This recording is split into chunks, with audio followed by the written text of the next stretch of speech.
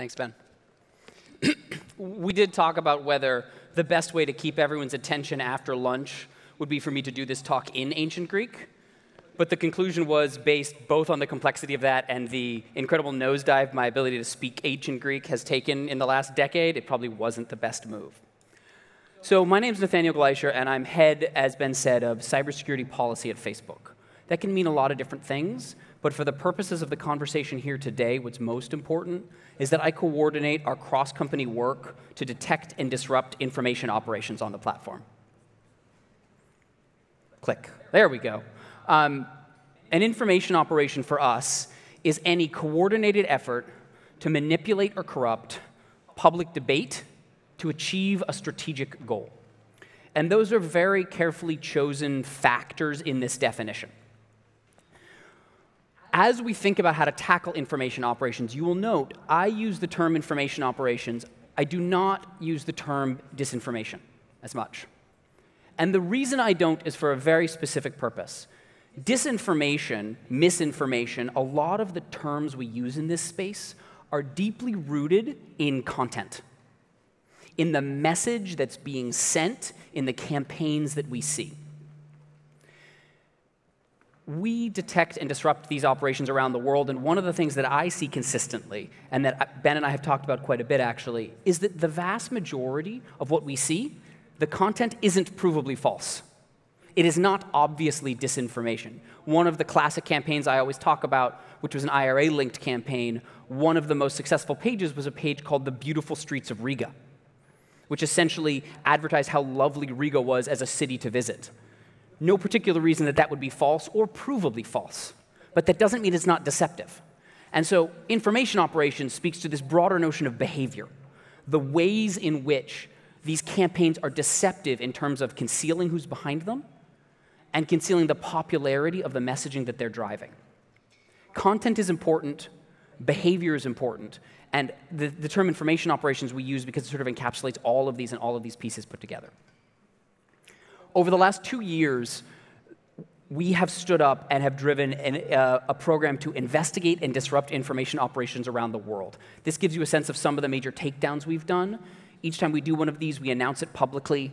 We talk about what's behind it and what we've seen, and we partner with external groups like the Digital Forensics Research Lab here so that there is an independent third-party assessment to validate what we're saying and to do an analysis of the content and the content techniques they might identify from the operations.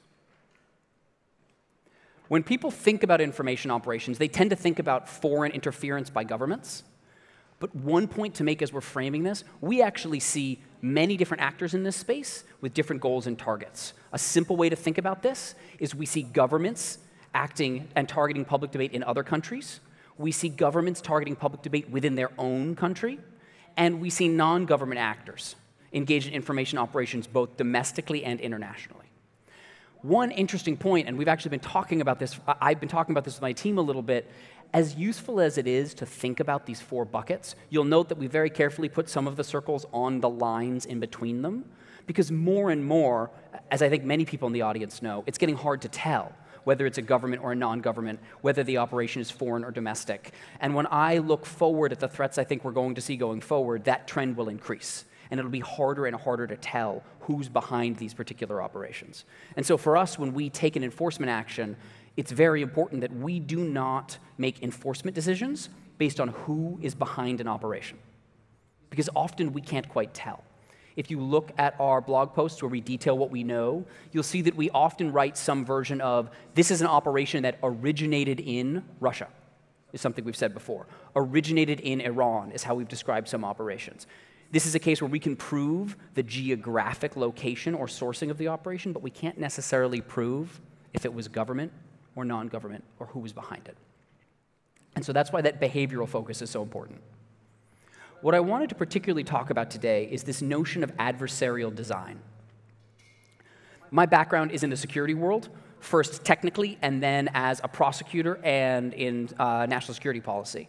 I've also spent time engineering and building systems. And one of the interesting challenges I've found working at a product company is that the notion of product design, which is this incredibly powerful engine that drives a lot of these Silicon Valley companies, presumes that the user and the designer are kind of on the same team.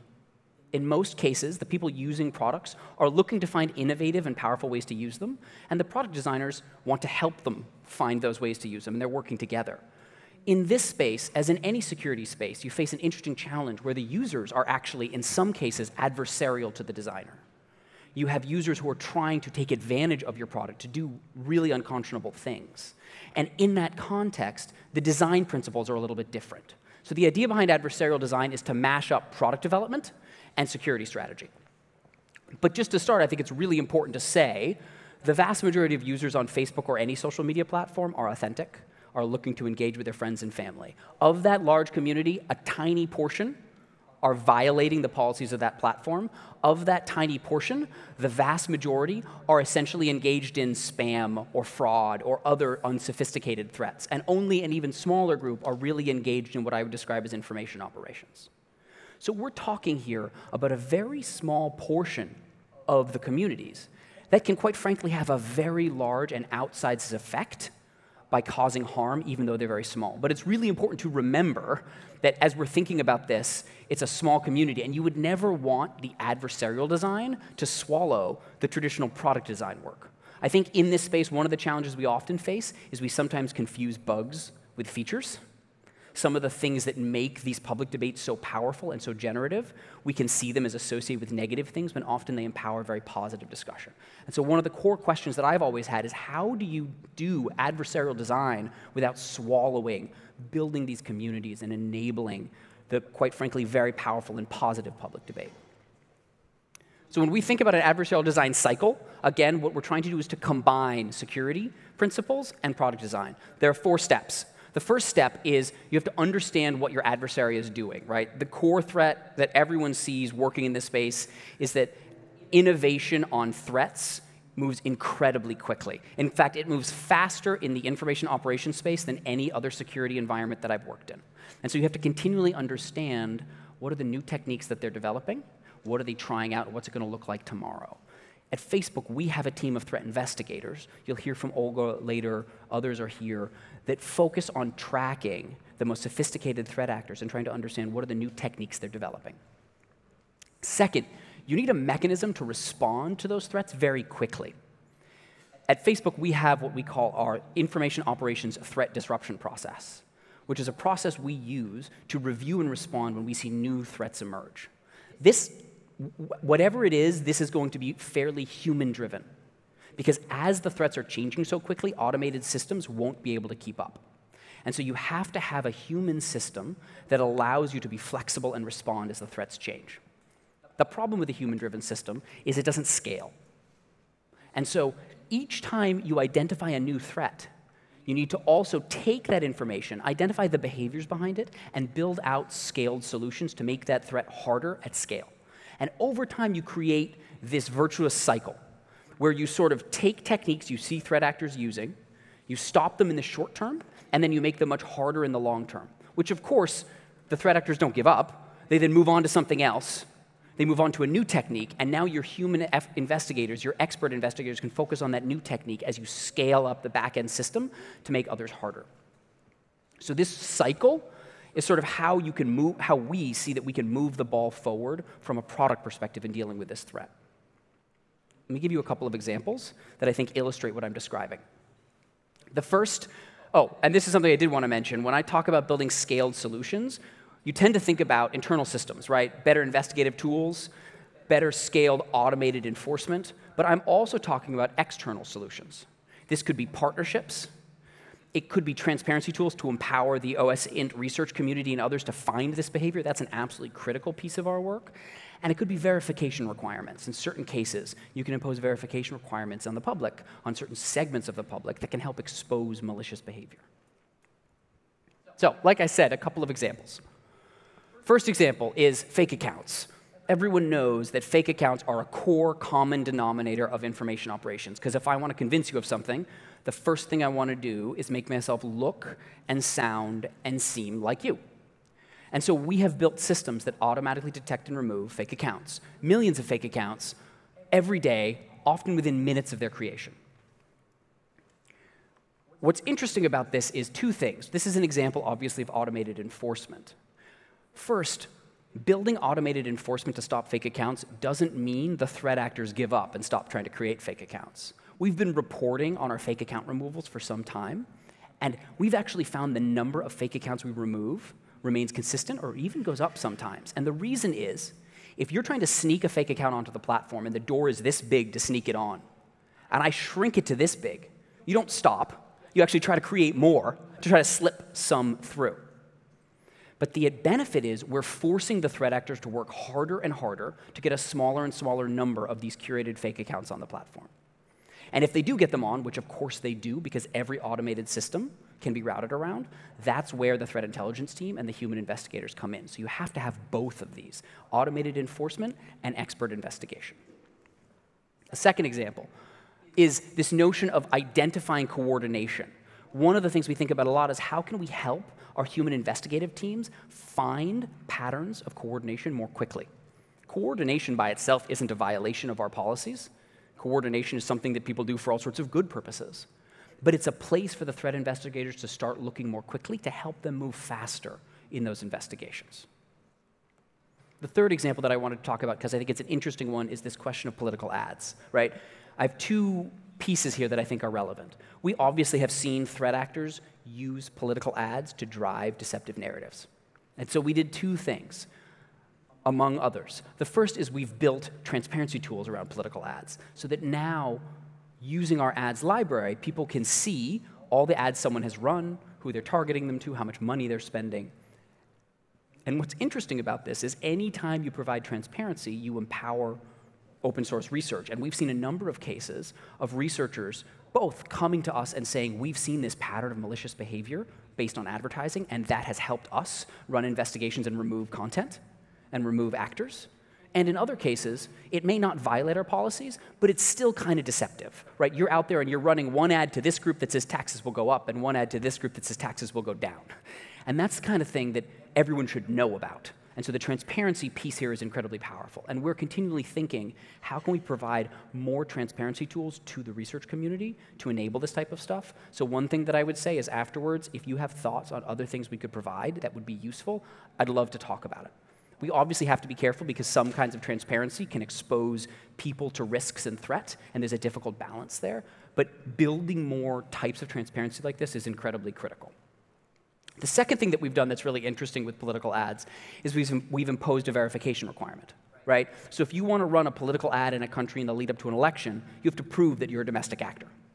Prove means you generally have to provide identification of some kind, an address in the country, things like that. It's not that this is an undefeatable requirement. As with any automated requirement, a determined adversary can figure out a way to try to route around it. But what we've seen consistently since imposing this requirement is a bunch of threat actors spend a bunch of time trying to defeat the verification requirements, which means they're spending time doing that instead of spending time running their campaigns. And my two favorite examples of this, we saw one group in Ukraine, Russian-linked actors, who tried to find local people to run ads for them. It turns out running a local political ad on behalf of a foreigner is illegal in Ukraine. And so the people who ran those ads got a visit from law enforcement.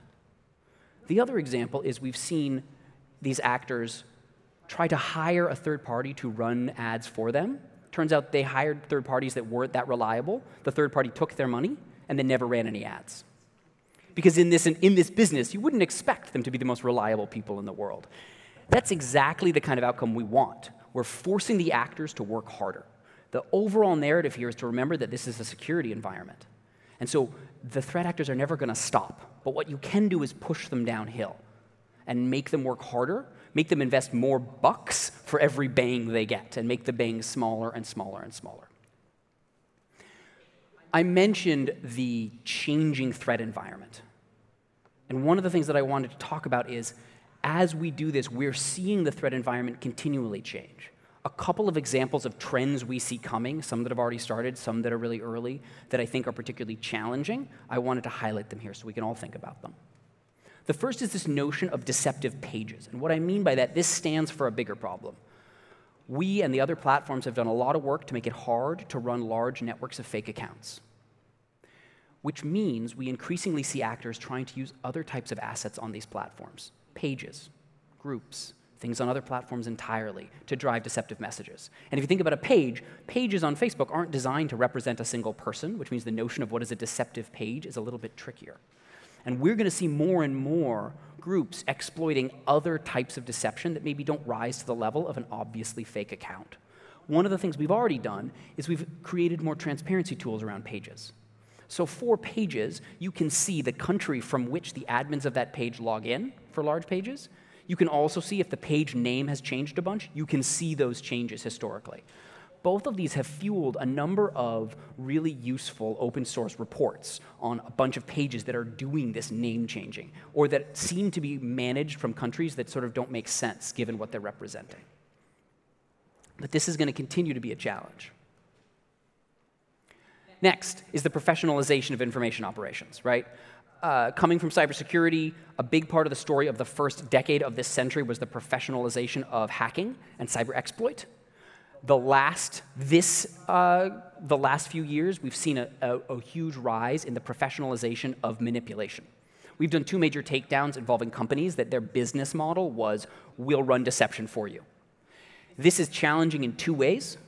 First is it provides another way for the sophisticated actors to essentially conceal their role behind an operation. They can launder themselves by hiring somebody else to run something for them, and it'll be hard to tell who it is.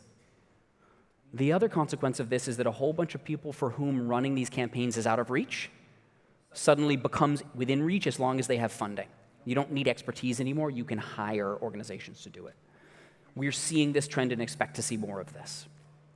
And then the final trend that I wanted to mention that I think is particularly interesting and challenging is this notion of manipulating public perception. By which I mean not running a large network of fake accounts, but just playing on the fact that everyone thinks there are large networks of fake accounts out there. The best example we saw of this was in the direct lead up to the US midterms in 2018, when on the eve of the vote, an actor linked to the IRA, claiming to be the IRA, put up a website that said, we control public debate in the United States and we've decided who's going to win and who's going to lose. And they posted about 100 Instagram accounts as evidence of the tens of thousands of accounts that they had. They were trying to play on everyone's fears. It didn't work as well as they might have liked because over the preceding month or so, the US government had very clearly said, we are looking for cases of manipulation and haven't seen it. Industry had very clearly said, we are looking for cases of large-scale manipulation and haven't seen it. And civil society said, we are looking for cases of large-scale manipulation and haven't seen it. And just a few days before, we got a tip from US law enforcement that said, you should probably look into these Instagram accounts. So by the time they posted even those 100 accounts, they'd already been taken down.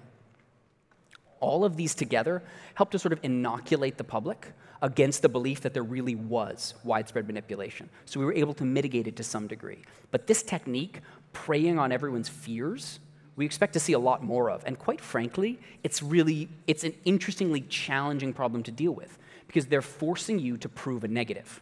They're forcing all of us to prove a negative, prove that there wasn't manipulation, which is incredibly challenging. From what I have found, the only way to tackle that is through collaboration, multiple communities working together. And it's why our work with the DFR Lab, our work with many of the other groups that are represented here is absolutely central and critical from my perspective to whether we can make progress and whether all of us can tackle this. You need all these different voices working together. So when we put all this together, people often say that the network online is fundamentally offense dominant. I imagine people have heard this plenty of times before. The idea that on the internet, attackers will always win because the environment is just better for attack than defense, and we just have to accept it. But actually, I think that's not true. And adversarial design is built to take advantage of the fact that it's not true. It is definitely the case that attackers have serious advantages online. They can move faster, and they can move at massive scale. And both of those create serious challenges for defenders. But it is also true that we on the network and on these platforms have an advantage, and it's a really important advantage. If you think about security strategy, defenders win when they control the terrain. This has sort of been the truth for a very long time, if you think about conflict. On these platforms, on the internet, in a very real sense, on our platform, we are the terrain. on other platforms. Those platforms are the terrain. All of this terrain is far more malleable than the terrain in the physical world. So we can, over time, change the terrain to make it more conducive to authenticity and make it more resistant to deception. We can do this through automation. We can do this through building more context and transparency so users can see when people are trying to be deceptive and give more hooks to the researchers that are trying to find and track these paths.